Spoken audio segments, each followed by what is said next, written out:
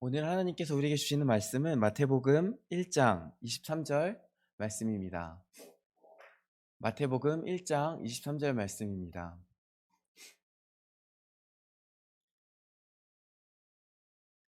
한 절인데요.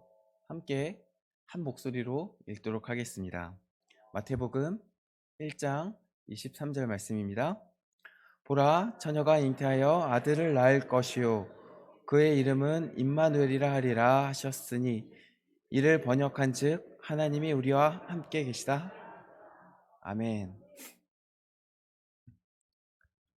네, 우리 청소년부 친구들이 앞에서 이렇게 찬양을 했는데 사실 이제 생각도 안 하고 있었어요. 안 하고 있는데 우리 예원이가 하자고 해서 애들한테 물어봤더니 또 애들이 흔쾌히 한다고 해서 이렇게 준비를 했습니다. 준비하는 과정이 사실 제가 거의 준비하는 시간이 대회 시간이라서 제가 거의 관여를 못했어요. 그래서 좀 미안한데 오늘 그래서 걱정도 많이 했는데 물론 이제 부족한 것들이 많이 있긴 했었습니다만 정말 이제 개인적으로 은혜로운 시간이 아니었나 생각합니다.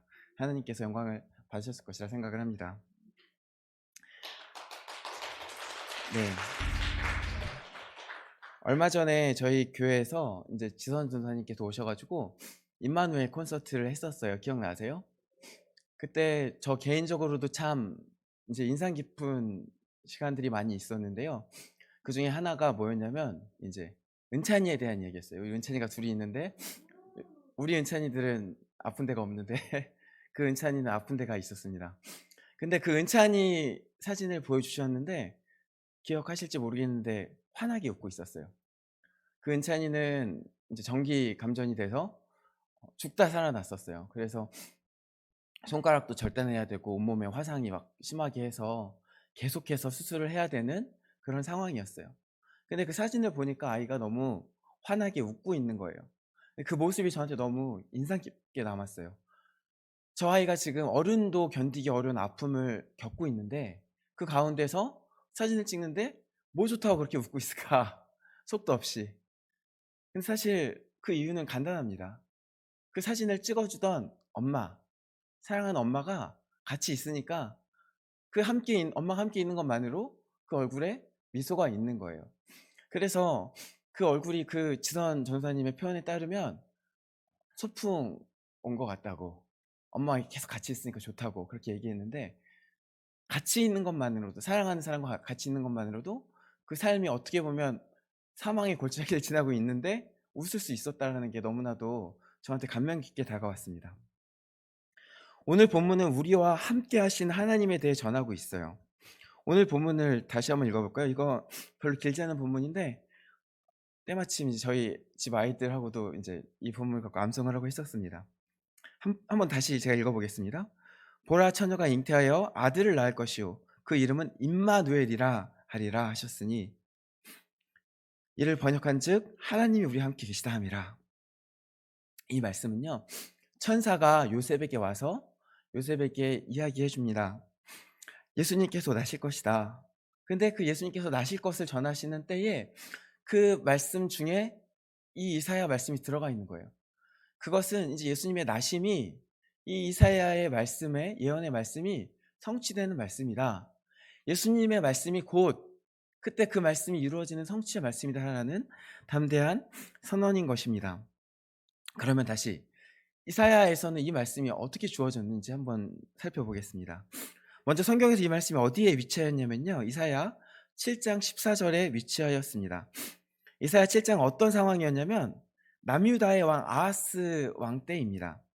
이 아하스는요, 성경에 보면 이제 왕 소개가 계속 나오면서 왕에 대한 평가도 나와요. 하나님 보시기에 이제 선했는지 악했는지. 근데 이 아하스 왕은 어떤 왕이었을까요? 은상이 어떤 왕이었을까요? 둘 중에 하나. 틀렸습니다. 악한 왕이었습니다. 이거는 둘 중에 하나인데 보통 악한 왕이라고 맞아 해야지 확률이 올라가요. 왜냐면 악한 왕이 훨씬 많았거든요. 악한 왕이었어요. 근데 이제 이 왕에 대해 설명한 걸 제가 잠깐 읽어볼게요. 역대하 28장 1절에서 4절까지 말씀입니다.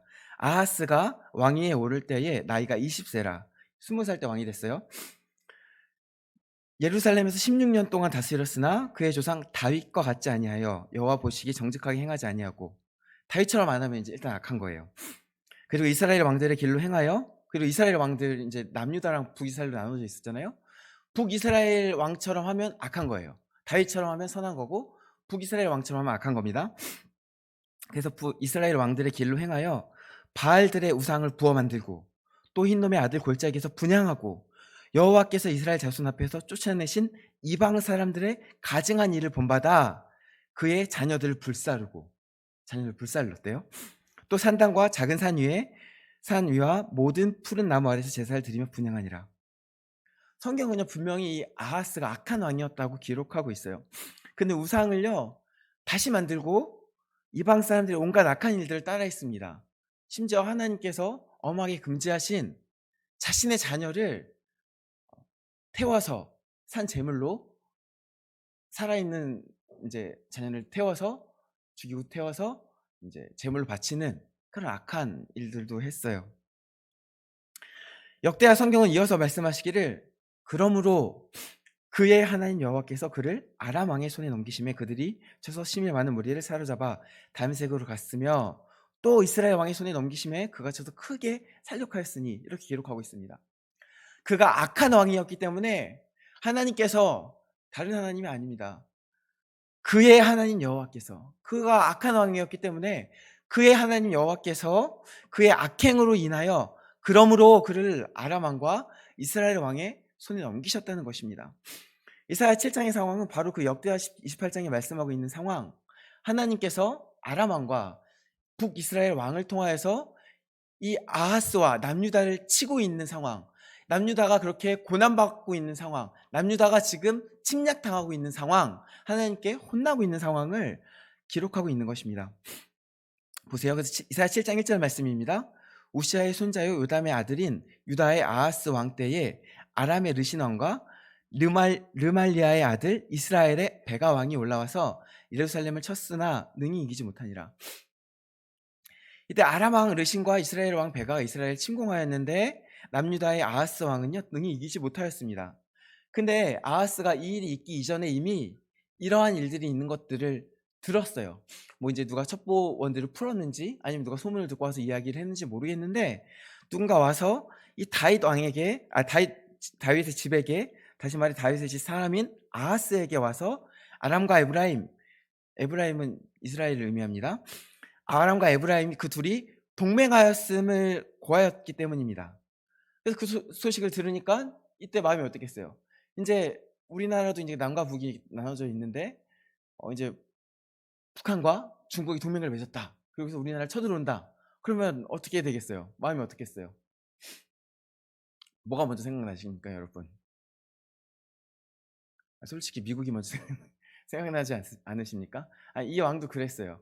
그 당시에 이제 강대국이었던 다른 나라를 먼저 떠올렸던 것 같습니다.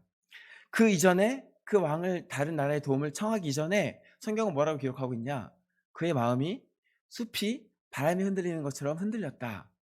그가 그 마음이 너무나도 무섭고 떨려서 그 마음이 흔들린 거예요.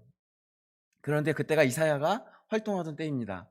이사야가 그 소식을 듣고 나와 말씀합니다. 너는 두려워 말며 낙심하지 말라. 아람 왕 르신과 르말리아의 아들이 심히 노할지라도 연기나는 두 부직갱이 그루터기에 불과하니 두려워 말며 낙심치 말라. 그들의 일은 이루어지지 못할 것이다. 심지어 이 말씀을 이사야를 통해 전하시면서 북이스라엘이 지금 저렇게 강해 보여도 65년 이내에 멸망할 것이다. 그 말씀까지도 전하여 주셨습니다. 그러면서 뭐라고 말씀하시냐? 만일 너희가 굳게 믿지 아니하면 너희는 굳게 서지 못하리라. 무슨 말입니까? 믿어라. 굳게 믿어라. 반대로 말하면 그러면 굳게 서리라. 지금 숲이 바람이 흔들리는 것처럼 이렇게 흔들리고 있는 이 왕에게 와서 네가 굳게 믿으면 굳게 설 것이다. 반대로 말해 네가 지금 믿지 아니하기 때문에 그렇게 흔들리는 것이 아니냐. 믿어라. 믿기만 해라. 이렇게 이야기를 하고 있어요. 근데 아하스 어떤 왕이었다고요? 어떤 왕이었다고요? 악한 왕이었어요. 생각해 보세요. 악한 왕이었으면, 아니 이 사람이 하나님 말을 잘 믿는 사람이면 악하게 살았겠습니까? 믿음과 삶은 떨어지지 않습니다. 하나님이 진짜 계시는 것과 하나님이 전능하신 하나님이신 것과 그 하나님이 공의로우신 하나님이심을 진짜 믿으면요, 하나님 눈치 보면 살겠죠, 사실은. 근데 별로 그렇지 않은 것은 하나님 믿지 않는 사람인 거예요. 악한 삶을 살았다는 것은, 이 사람이 악하게 살았다는 것은 하나님보다 다른 것을 더 믿었다는 거예요. 그래서 다른 우상들을 의지한 거예요. 당연히 지금 하나님 말씀하는 말씀을 아무리 이사야가 전하여도, 그 위대한 선지자 이사야가 아무리 그 말씀을 전하여도 믿지 아니하는 거예요. 그러니까 이제 이번에는 하나님께서 말씀하십니다. 너는 내 하나님 여호와께 한 징조를 구하되 깊은 데서든지 높은 데서든지 구하라. 징조를 구하고 그 징조를 보고 믿어라.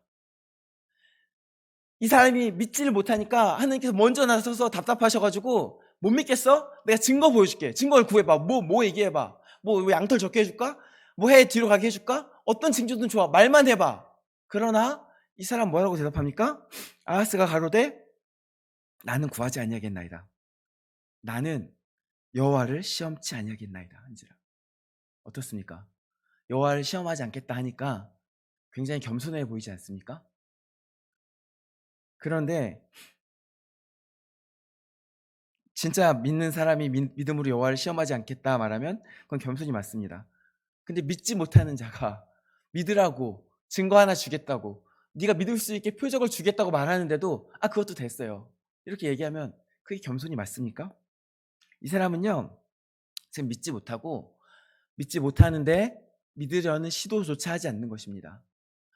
믿기 위한 어떤 노력조차 하지 않는 것입니다. 믿어지지 않을 때는 하나님 믿어지게 좀 해주세요, 하나님 뭐 징조라도 주세요, 어떻게 좀 도와주세요, 이렇게 매달려야 되는데 그런 것도 전혀 하지 않는 것입니다. 그래서 이사야가 한탄을 합니다. 너희가 사람을 괴롭게 하고 또 나의 하나님을 괴로우시게 하려느냐. 지금 네가 그렇게 악을 행해서 이 유다 백성이 이 고난에 빠졌는데, 너희가 사람을 괴롭게 만들었는데 거기서 멈추지 않고 하나님이 그들 구원하려 하시는데 이제 하나님까지 괴롭게 하려느냐. 너희가 하는 그 말이 지금 하나님을 답답하게 괴롭게 만들고 있다. 그렇게 하지 말아라, 이렇게 얘기하고 있는 것입니다. 아하스의 그 말은 뭐냐? 사실은 그의 강팍함에 대한 핑계일 뿐이고 하나님을 괴롭게 하는 말이라는 겁니다. 결국 이사야는요, 아하스는 징조를 구하지 아니하였고 징조를 구하지 아니하겠다 거절했는데 강권적으로 징조를 선포합니다. 너 악한 왕 아하스야, 너 믿지 아니하는 완악한 유다 백성들아, 너희가 들어도 믿지 아니하고 심지어 믿기 위한 표적까지도 거절하지만 나는 너희에게 표적을, 징조를 너희에게 보일 것이다. 그 징조가 무엇입니까? 처녀가 잉태하여 아들을 낳을 것이요 그의 이름을 임마누엘이 하리라. 이렇게 선포된 말씀이 오늘 본문의 말씀입니다. 이 말씀은요, 먼저는 스스로의 악으로 인해 전쟁의 어려움을 겪게 된 아하스와 남유다에게 주시는 징조의 말씀이었어요. 그리고 오늘날 그 이후로 스스로의 악으로 인해 세상 모든 아픔과 고통을 겪고 있는 세상 모든 민족에게 주시는 징조의 말씀인 것입니다. 처녀가 잉태하여 아이를 낳을 것이다. 그의 이름을 임마누엘이라 하리라. 다시 말해, 내가 너희와 함께 있을 것이다. 너희가 처녀가 아이를 낳는 것을 볼 때 내가 너희와 함께 있는 것을 증명할 것이다. 그가 악을 버리며 선을 택할 줄 알 때가 되면 엉긴 젖과 꿀을 먹을 것이라. 이게 지금 이사야 말씀에 있는 것들입니다. 이 아이가 악을 버리며 선을 택할 줄 알기 전에 내가 미워하는 두 왕의 땅이 황폐하게 되리라. 엉긴 젖과 꿀이 무엇입니까? 그 당시 이 지역 사람들이 일상적으로 먹던 음식입니다. 다시 말해, 이 사람이 이제 이 아이가, 처녀가 잉태하여 낳게 된 이 아이가 엉긴 젖과 꿀, 일상적인 음식을 먹게 되기 이전에, 좀 요즘 말로 말하면 이유식을 떼기 이전에, 한 2살 되기 전에, 그 전에 네가 지금 두려워하는 두 왕이 황폐해질 거다. 네가 지금 저 사람들 두려워하고 있지만, 너희가 저 사람들이 두려워서 마음이 흔들리고 있지만 아무것도 아니다. 그들은 봐라, 내가 징조를 줄 건데 그 징조를 받은 이후로 2년이 안 돼서 얼마 안 된 시점에 그들의 땅은 황폐하게 될 거다. 1차적으로 이 아하스의 때에 처녀가 잉태하여 아이를 낳게 될 것이라는 이 말씀이 구체적으로 누구에게 이루어졌는지는 사실 알 수가 없어요. 그때 이제 그 처녀가 누구였는지, 그때 낳게 된 아이가 누구였는지, 뭐 여러 가지 학설들은 있습니다. 그러나 성경은 그것을 기록하고 있지 않고, 그것은 사실 그 당시에 그 사람들에게 전해진 말씀이었기 때문에 그분들에게 징조로 작용했으면 충분합니다. 오늘 우리에게 그것이 중요한 것은 아닙니다. 확실한 것은 예언의 말씀 그대로 르시나 왕과 베가 왕, 아람 왕과 이스라엘 왕이 망하게 되었다는 것입니다. 확실한 것은 예수님 하나님께서 선포하신 그 말씀대로 그 65년이 가기 전에 북이스라엘이 멸망하였다는 것입니다. 하나님께서 함께 하실 것이다 약속을 하시면서 그 이후에 얼마 되지 않아서 어떤 일이 있었던 것입니까? 유다 가운데 구원이 임한 것입니다. 하나님께서 함께 하실 때 그들의 원수가 물러나고 그들의 원수가 무너지고 그들의 원수가 망하게 되고 하나님과 함께하는 그들은 구원을 얻게 된 것입니다. 그리하여 그 시절 그들에게 이 구원의 말씀이 임하였습니다. 임마누엘의 말씀이 그들에게 구원의 말씀으로 임하였고 그들에게 이루어졌습니다. 그것이 이사야서에서 나오는 이 징조의 예언입니다. 그러면 이제 다시 오늘 본문으로 돌아와서 마태복음 1장의 상황을 살펴봅시다. 지금 유다는 어떤 상황에 있습니까? 어쩌면 이 마태복음 1장의 상황은요, 아하스 왕 때보다 더 안 좋은 상황일지도 몰라요. 아하스 왕 때는 나라는 있었잖아요. 아직 나라를 멸망 안 했잖아요. 누가 나라를 망하게 하겠다고 덤벼들고 있었지 아직 멸망 안 했고 아직 멀쩡히 이제 나라가 기능하고 있었어요. 근데 유다 때는 이 지금 예수님 시기는 어떻게 됐습니까? 이미 나라가 망했습니다. 이미 로마의 압제 아래 있습니다. 이미 다윗의 왕가는 다 뿔뿔이 흩어졌습니다. 다윗의 집이 어디에 갔는지 알 수가 없게 되었습니다. 바로 이때에 로마의 압제 아래에서 신음하는 이 상황에서 어쩌면 자신은 나라의 왕위와 아무 상관없다 생각할지도 모르는 작은 사람 요셉의 꿈에 천사가 나타나 이르기를 다윗의 자손, 저 위대한 왕, 적법한 왕, 하나님께서 세우신 왕 다윗의 자손 요셉아, 내 아내 마리아 데려오길 무서워하지 말아라. 그에게 잉태된 자는 성령으로 된 것이다. 그가 아들을 낳으리니 그 이름을 예수라 하라. 이는 그가 자기 백성을 그들의 죄에서 구원할 자이심이라 하니라. 이 모든 일이 된 것은 주께서 선지자로 하신 말씀을 이루려 하심이니 이르시되 보라 처녀가 잉태하여 아들을 낳을 것이요 그의 이름을 임마누엘이라 하리라. 이 놀라운 예언의 말씀을 선언하는 것입니다. 이 요셉은요 어쩌면 스스로가 나라를 대표한다 생각하지 않았을 것입니다. 그는 스스로가 다윗의 자손이라고 여기면서 특권층이라고 내가 뭐 왕가의 아들이야 이렇게 생각하지 않았을 것입니다. 그렇게 생각하기에 그는 너무나도 작은 한 목수일 뿐이었습니다. 그런데 그런 요셉에게 천사가 나타나 이 임마누엘 함께 하시는 하나님을 선포하시는 것입니다. 그때 하나님께서 함께 하사 그들을 구원하신 것처럼 그들의 원수들을 멸망케 하신 것처럼 지금 곧 이 아기가 태어날 때 하나님이 너희와 함께 하시면 너희가 보게 될 것이다. 이렇게 선언하는 것입니다. 이 임마누엘의 말씀이 요셉에게 또 이 요셉을 비롯하여 이 유다 백성들에게 무엇이 되었겠습니까? 위로의 말씀이 되었을 것입니다.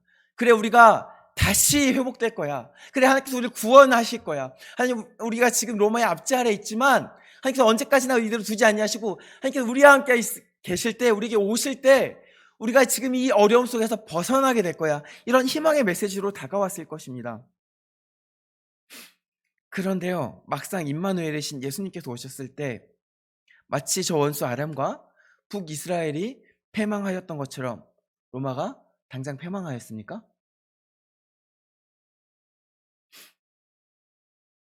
예수님 생전에 유대인들이 그와 같은 승리를 마주하게 되었습니까? 그들은 그것을 기대하였지만 마주하지 못했습니다.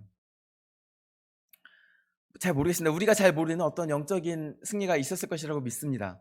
그때 보이는 어떤 로마의 무너짐은 없었지만 우리가 보이지 않는 어떤 영적인 승리가 이미 있었을 것이라고 믿습니다. 하늘에 권세 잡았던 사탄이 떨어지고 죽음이 그 힘을 잃게 되는 승리가 이미 예수님께서 처음 오셨을 때 먼저 이루어졌을 것이라고 생각합니다. 그렇게 믿습니다. 그러나 우리가 유대인들의 눈으로 육의 눈으로 보았을 때 그들이 기대하던 완전한 속량은 이루어지지 않았습니다. 로마는 여전히 강대하고 여전히 로마는 그들을 압제하고 있었습니다. 그들이 기대하던 승리, 하나님이 우리와 함께 하시면 우리가 반드시 누리게 되리라는 승리가 아직 눈앞에 보이지가 않았습니다. 그럴 때 그런 상황 속에서 이 임마누엘의 위로가 어떻게 함께 하시는 하나님의 위로가 임할 수 있었을까요? 그것은요, 우리와 함께 하사 우리를 승리케 하시는 하나님, 우리를 구원하신 하나님과 또 다른 임마누엘의 의미, 그것이 바로 무엇이냐? 함께 고난받는 주, 함께 눈물 흘리시는 하나님이십니다. 사람이요, 진정으로 위로가 되는 순간은요, 누군가 나와 함께 있을 때입니다. 어려움을 겪을 때 혼자 있는 것만큼 슬프고 외로운 것이 없습니다. 누군가 내가 아플 때 함께 있어준다면 그때 내 마음속에 위로가 됩니다. 그 사람이 특별히 나의 아픔을 공감해 준다면 그 마음이 좀 더 큰 공감 속에서 위로를 얻게 될 것입니다. 우리 아이들이 자주 하는 얘기가 연애 얘기를 자꾸 합니다. 그럴 때가 된 것 같은데, 그러면 뭐 나는 모쏠이다, 나는 먼저 헤어졌다 그러는데, 뭐 헤어진 사람은 헤어진 사람이 잘 공감해 줄 수 있겠죠? 자기가 아직 모쏠이면 모쏠인 다른 친구들이 잘 공감해 줄 수 있겠죠? 서로 누가 누군지 알 수 있는 반응인데, 사람이 위로를 받는 것은 그 아픔을 같이 하는 사람을 마주할 때 위로를 겪게 됩니다. 예수님께서는요, 이 땅에 우리와 같은 똑같은 인간으로 오셨어요. 그래서 완전한 인간으로서 우리와 함께 하셨습니다. 우리처럼 죄를 짓지는 않으셨지만 예수님께서는 세상의 죄를 감당하심으로써 우리의 처지를 똑같이 겪으셨습니다. 아니, 어떻게 보면 더 많이 겪으셨습니다. 우리의 처지를 똑같이 겪으셨다는 것은요, 우리가 경험하는 세상의 모든 부조리, 불합리함과 폭력, 구조적 악을 포함한 이 세상 모든 악을 경험하셨다는 것입니다. 물론 제가 경험하는 어떤 구체적인 상황을 똑같이 경험한 것은 아니죠. 그러나 하나님께서 겪으신 모든 아픔들은 세상의 모든 아픔들을 다 포함하는 것들입니다. 누구보다도 억울한 일을 당하셨습니다. 누구보다도 큰 배신을 겪으셨고 누구보다도 큰 육체적 고통을 겪지 않으셨습니까? 뭐 혹자는 자녀를 잃은 고통이 가장 큰 고통이라고 말씀하실 수 있겠지만 예수님께서 돌아가실 때 성부 하나님께서, 동일하신 성부 하나님께서 그 고통을 함께 겪지 않으셨습니까?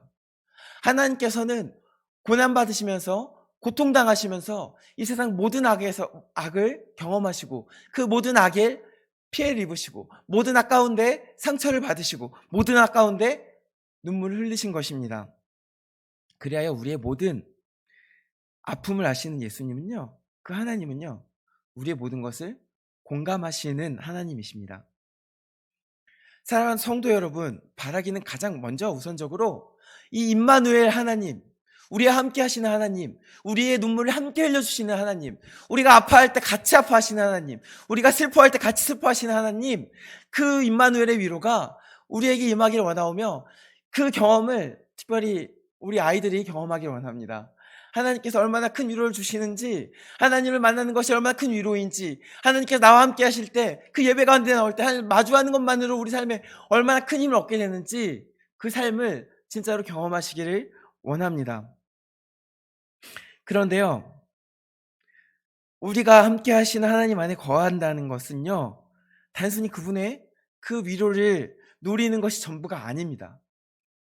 예수님께서 우리에게 말씀하시기를 너희가 내 안에 거하고 내가 너희 안에 거하면 내가 행한 일을 너희도 할 것이라고 말씀하지 않으셨습니까? 우리가 예수님 안에 거할 때 예수님이 하신 일들을 그대로 행하시는데요, 예수님이 먼저 무슨 일을 하셨다고요? 저 높은 하늘에서 이 낮은 땅에 오셔서 저 멀리까지 직접 찾아가셔서 한 사람 한 사람에게 직접 찾아가셔서 지금도 그 마음을 두들기면서 그 마음속에 들어가셔서 그의 아픔을 함께 하시고 그의 슬픔을 공감하시고 그의 마음을 위로하시는 것을 하셨다고 한다면 우리도 그렇게 살아야 되지 않겠습니까? 우리도 또한 예수님처럼 고난당하는 자들에게 나아가 위로가 되어야 하지 않겠습니까? 옆에 있는 사람들이 아픔이 있습니까?